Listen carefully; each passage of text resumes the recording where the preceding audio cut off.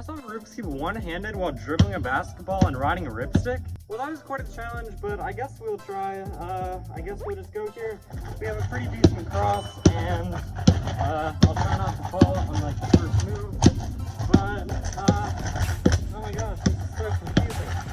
I have to focus on so many things, and the ripstick is so loud. But here we go. Kind of left welfare. I'm so bad at one-handed. Oh my goodness.